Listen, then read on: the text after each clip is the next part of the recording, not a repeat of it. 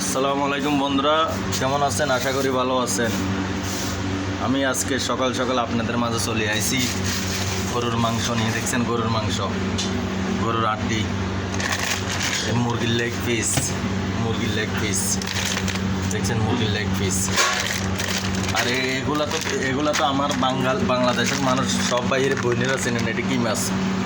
এটা শৈল মাছ, এটাও শৈল মাছ।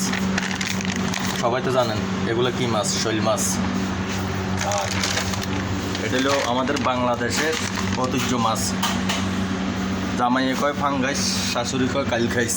এই মাছ, এটা রুই মাছ। এটা হচ্ছে তো রুই মাছ।